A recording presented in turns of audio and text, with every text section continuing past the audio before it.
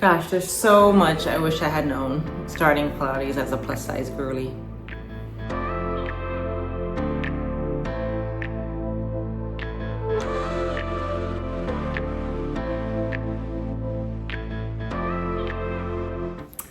Hello everyone, it's Elle. Welcome to my channel. If you're new, thank you for joining us. If you're a returning subscriber, thank you for coming back. My name is Elle.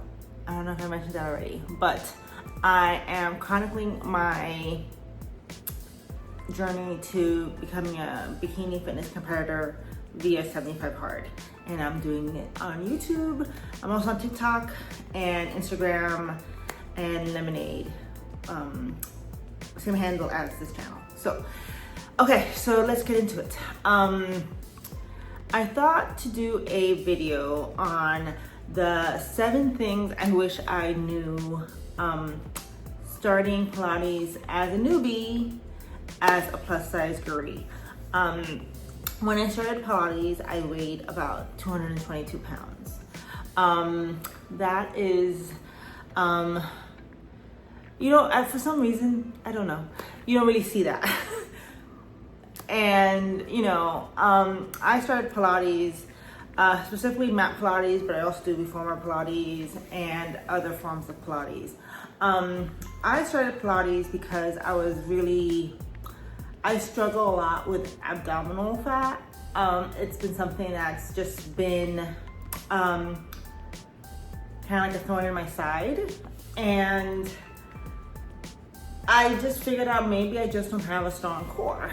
So I need to get a stronger core. So I started doing Pilates.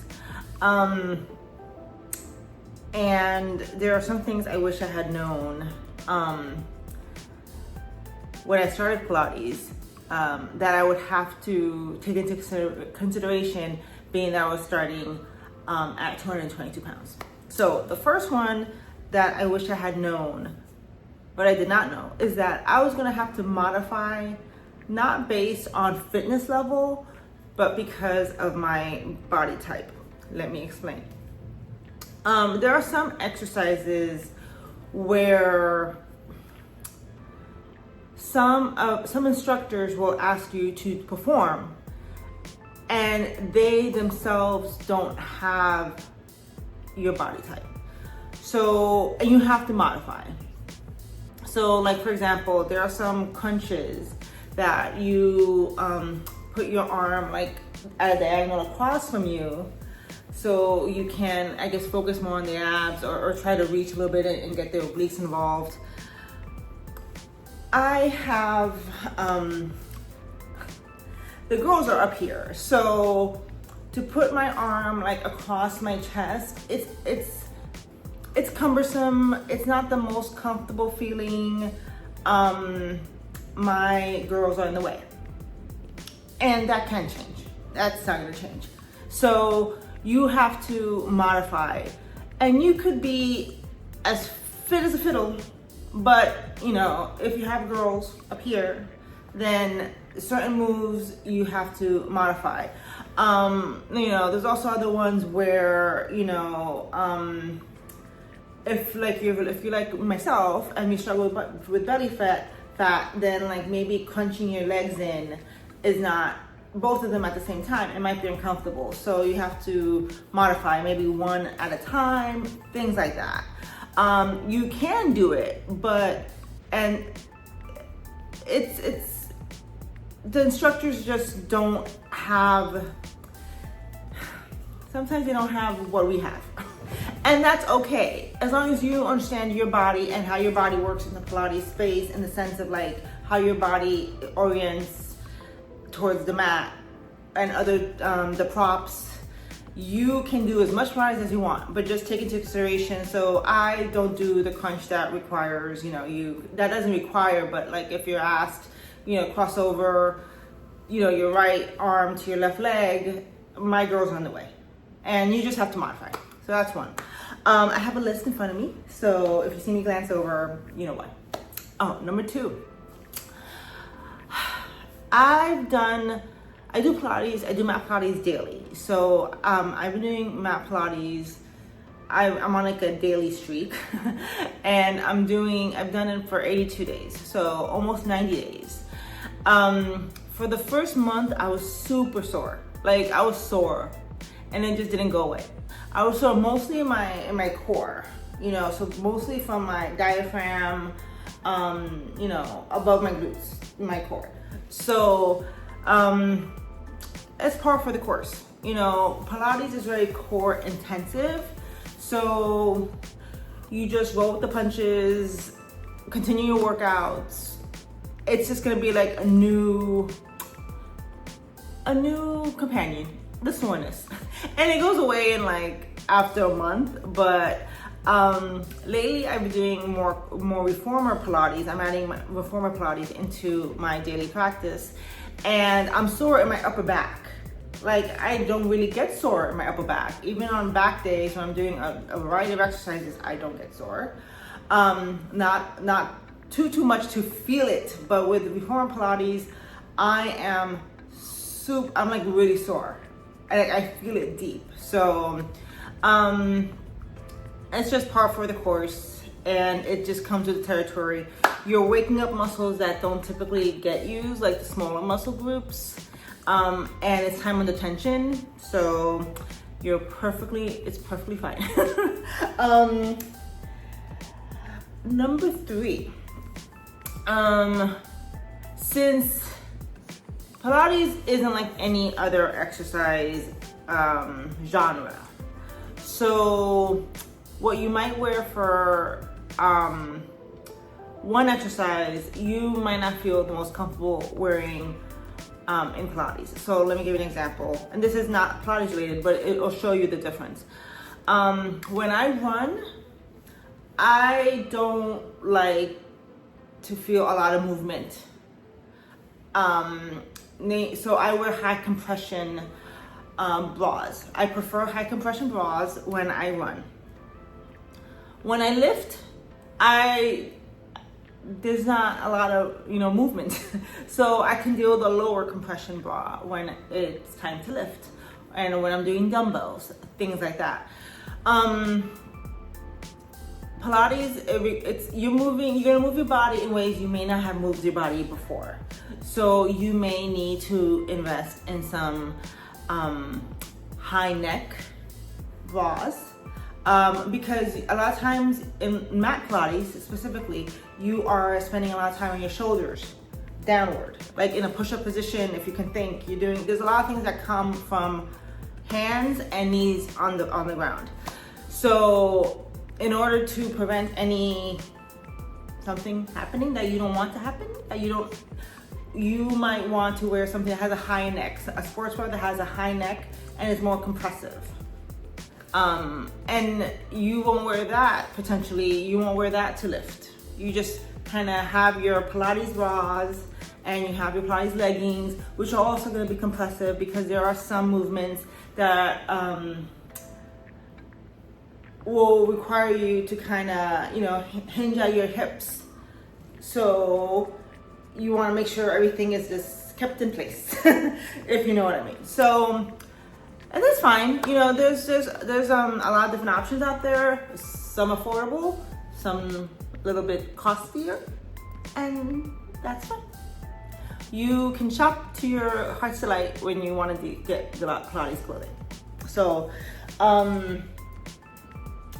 number 4 is you don't have to check any boxes to start Pilates. You don't have to look a certain way. You don't have to be a certain height. You don't have to be a certain weight. You can start. Just start. There's so many videos on YouTube, so many introductory classes at different studios, different class passes, different, like, you know, buy 4 for, like, you know, I don't know the price ranges, for like what, under 200 or 150, I don't know. Just start. Give yourself the grace, give yourself the chance, the opportunity to just start as a new beginner. You don't have to come decked out in your aloe gear. No, you could come as you are. You know, come as you are. Come as you are and where you are in your fitness level, and you modify, and your body will, I want to believe that in most cases your body will tell you, you know, we're not ready for that move, but we can kind of do this move. You'll be able to see if you can reach, if you can count that high in this position, if it's comfortable yet, you'll be able to tell. So just give yourself the grace to start Pilates, mat Pilates specifically, and enjoy it without high pressure.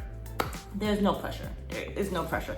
If you would have told me that 83 days ago, you're about to do Pilates, mat Pilates every day for 82 days, I'd be like, no way, no.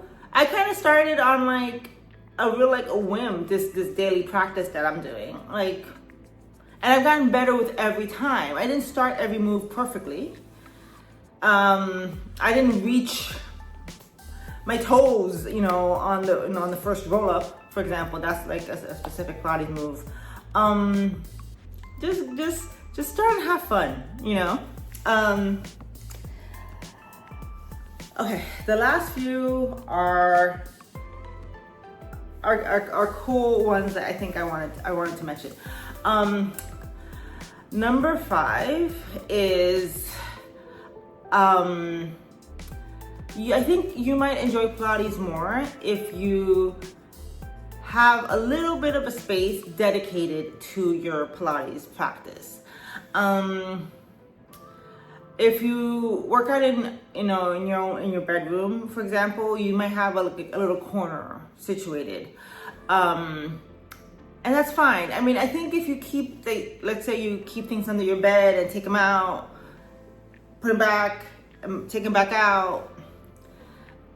We want fitness, and specifically we want Pilates, to be something accessible, easy for you to do. So if you can carve out a little corner, that's actually like nice. You know, that maybe has like a nice bin where you can keep, you know,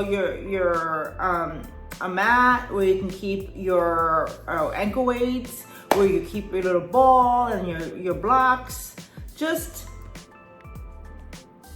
give yourself a little bit of space, organized, separated space for your practice. I think it'll make it more fun, and it'll actually make it more frequent, because you'll see it and you'll be like, yeah, that's my space for Pilates. I need to do Pilates. I need to clear my brain. It's been a long day. You know, I need to just relax, relate, you know, just and release. I need to let it go, and I just need to center and be with myself for a little bit.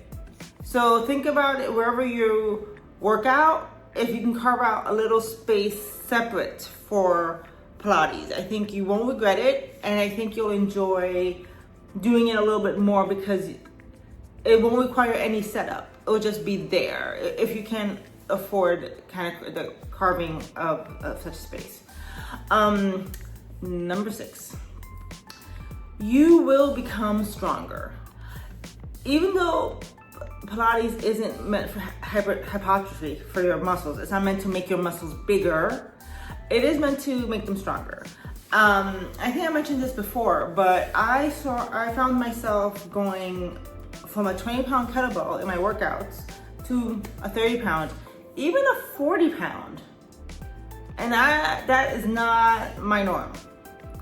So that's been a change that I noticed. And I also noticed that I can go lower my squats.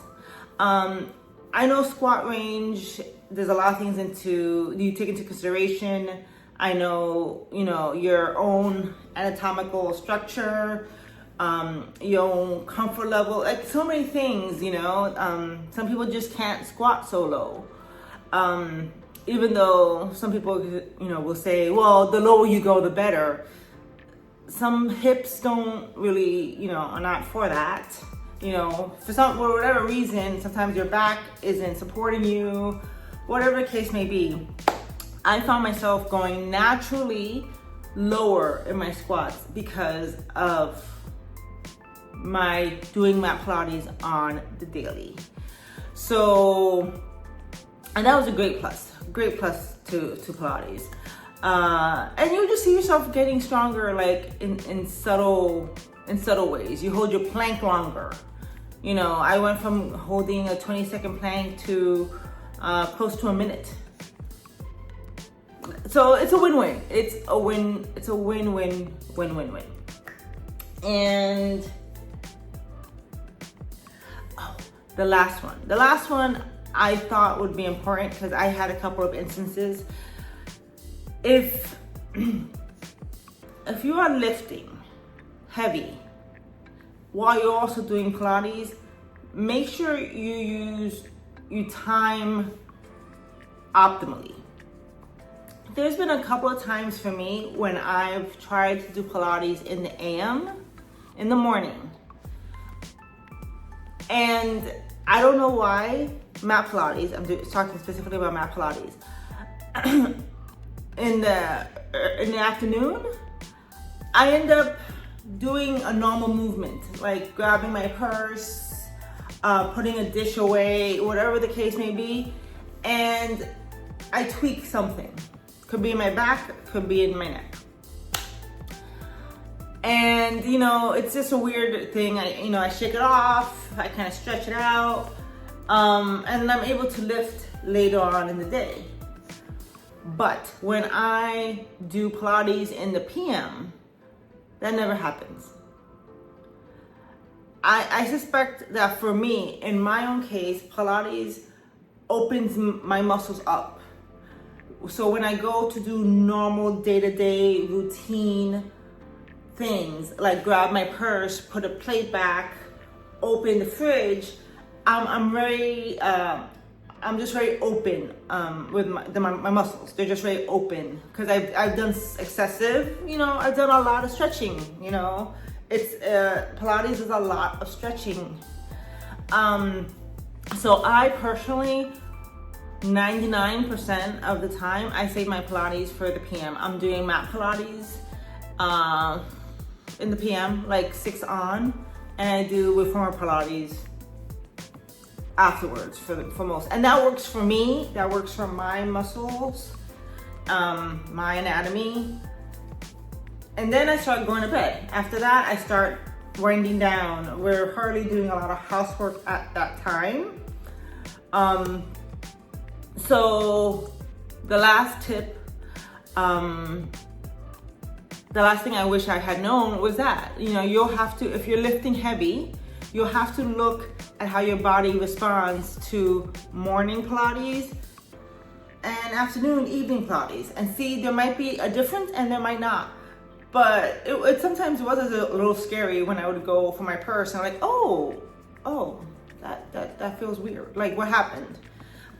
So we don't do that anymore. So I save my Pilates for the evening. So I hope those things helped. They would have helped me a lot had I known. When I started Pilates at over 200 pounds, I've lost a good amount of weight. I'm gonna address that in the next video since I've concluded 75 hard. And Pilates was basically my go-to every day. I did Pilates every day for 75 hard. But these are the things that I wish I had known starting Pilates. Yeah, these are my tips. So I hope they help. Please let me know if you have any questions or if you have additional tips. And I will see you next time in the next video. Okay? Bye.